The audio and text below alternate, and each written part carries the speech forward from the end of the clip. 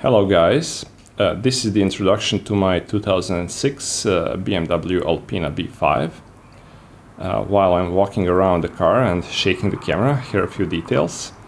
This is E60 base chassis with 4.4 supercharged engine that develops 500 horsepower and 700 Newton meters of torque. It's pretty much a bespoke car. I'm sorry that the car is dirty, but it was raining here for the past few days and this is the first weekend without rain. Also, I'm sorry that the sound is bad as I forgot to take my external microphone with me. Some say that the car does not look as good as E39, but I do not find that to be the case and I like the way this car looks. It is not too flashy, and although it is a very powerful car, it looks like a normal 5 Series. There are a few details that tell it apart, but most people will not notice them, like spoilers, dual exhaust and Alpina rims. In normal driving, the car is very comfortable and quiet. Suspension is not too hard. You cannot adjust it, or at least I don't know how to adjust it. This car comes with automatic transmission. This is something called Speedtronic. It has 6 gears. You can put the car in D, in sport mode, where the transmission is more aggressive, or you can even change the gears using buttons on the steering wheel. I know that some purists adore the manual, but for me automatic transmission rocks. And driving around town is easy, and even on back roads, shifts are seamless. If you really want to overtake someone quickly, you can use the buttons on the steering wheel, though I rarely use them. As even if the car is in D, it is still quick enough, and when I need more acceleration, I just switch to sport mode. Here is how you access the wheels and also valve to add air to the tires. You press P on the Alpina, of course doing that without your mother distracting you, and then rotate the disc until you can see the keyhole. Then you enter the key, unlock the lock, remove the cover, and you can remove the wheels or adjust the air pressure to the tires. The car comes with 19-inch wheels as standard, and I cannot mount winter tires on those rims, so I bought another set of wheels, 18-inch rims with winter tires. In the area where I live it snows, so I bought some fancy chains for my 18-inch wheels. I never had to use them, but better to have them and not use them than not to have them and need them. The trunk is pretty much like a normal E65 series. Battery is on the right, pretty much normal. Let's take a look inside the trunk with a fisheye lens. You can see that I have replaced normal bulbs with LED ones. Pretty easy job. Those cost around $30 for the whole set. Internal and license plate lights and everything.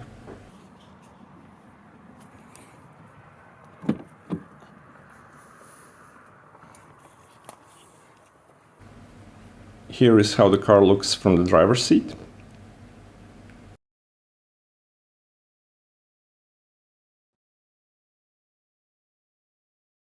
When it comes to seats and comfort, this car is pretty well equipped.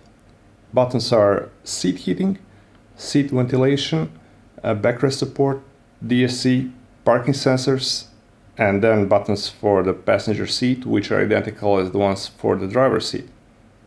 Seat settings have 3 levels of heat, ventilation or backrest support. I like the backrest support a lot, as it moves the sides of your seat depending on your speed and steering angle, so that you're held firmly in the seat. It's a great feature. I like it a lot. It is time to start the engine.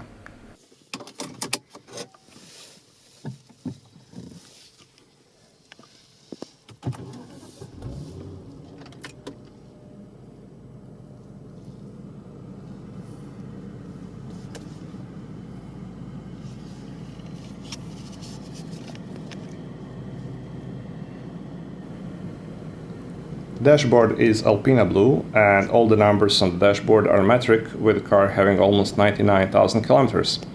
The engine is warm, so the red part starts at 6,000 RPM. When the engine is cold, the red part moves to 4,000 RPM, pretty much like the LEDs on M5.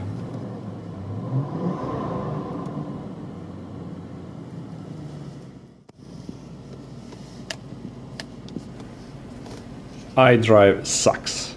Notice the lag between me pressing the button and the screen action.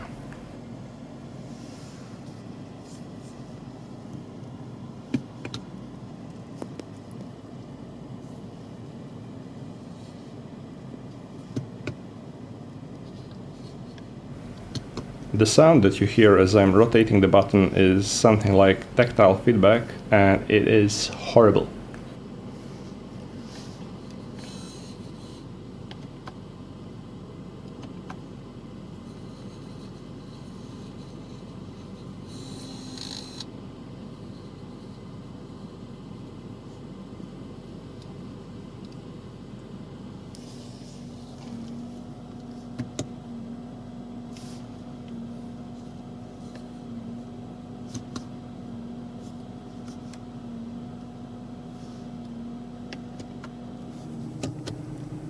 This car comes with CCC and Bluetooth and navigation, but no maps for my location.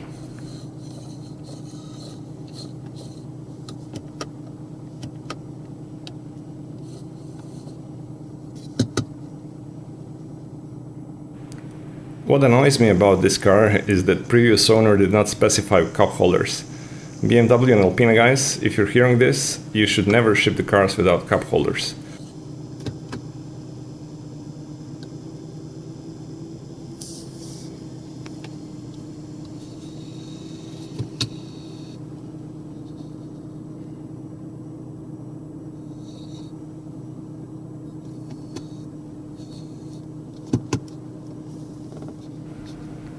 You can adjust the seat heating as you like.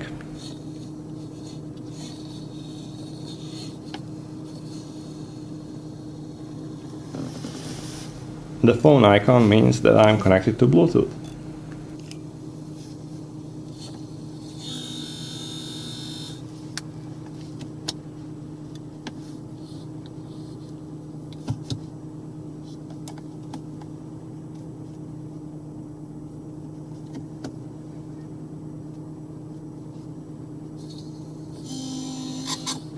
One more comment on winter driving. Like I said before, this is my only car and I drive it all year round. And if you plan on driving something as powerful as this on snow, you better get yourself some winter tires.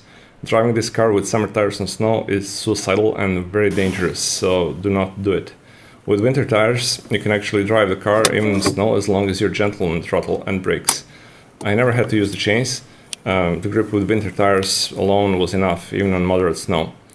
Another tip for winter driving: do not turn off stability control when driving on public roads that are covered in snow. The torque of this car is immense, and without all of those aids, driving on snow would be too dangerous. This is how the engine looks like. Like I said, it is supercharged and you can clearly see the supercharger. Current versions of this car have biturbo. There are some things that I plan on upgrading and some things that need replacing. I will replace front discs, pads and brake sensors. I will also replace the oil in automatic transmission and differential. As for the upgrades, I will add something like a Dension or Dension SmartLink, I'm not sure how it's pronounced, which will allow me to display the screen of my Android device on the navigation screen. Also, if I find the CIC that is not too expensive, I will upgrade that as well, as current CCC sucks big time, even if I install the Dension SmartLink. Also, as soon as I find cup holders, I've installed those as well. This is my only car, and from time to time I take it to longer trips, and I really hate not having cup holders. There are 2 cup holders in the back seat, but those are not too practical for the driver. I just love driving this car. This is my first BMW, and I got it almost by chance. A few years ago I wanted to buy a new E90, and the bank did not want to give me the loan, as my company was only 2 years old at the time. That did not deter me from BMWs, and I saved what would be my monthly payment for the car, and a few years later I was able to afford this car. I actually wanted to buy either Alpina B3 or something similar, as my previous car was turbocharged, so I wanted something with forced induction. An acquaintance of mine called me and told me that he was selling this car. He had it serviced in Buchlo, which is Alpina headquarters, and except for a few mishaps, this car is in pretty good shape, and I bought it. As I was saying to my friends, I was expecting the car is blisteringly fast, but I was not expecting the handling to be that good, and it is exceptional. A friend of mine runs an indie BMW service shop, and I will make a few more videos as I do repairs and upgrades. The next thing that is planned is front disc replacement, and I will try to film that. I'm not really good with mechanics, so my friend will do all the work.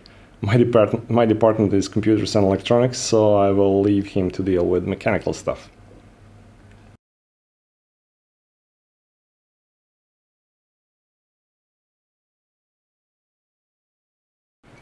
The oil is Castrol Formula SLX 0W30.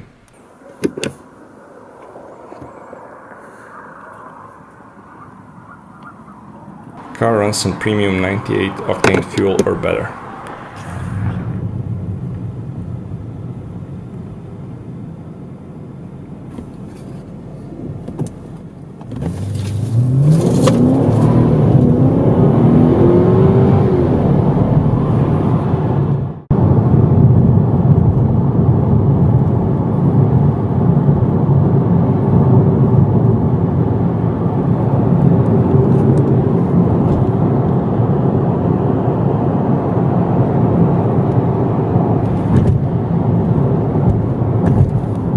Well, I was able to wash the car after all, and this is how the car looks like when it's clean. However, unfortunately right now it's pretty much dark,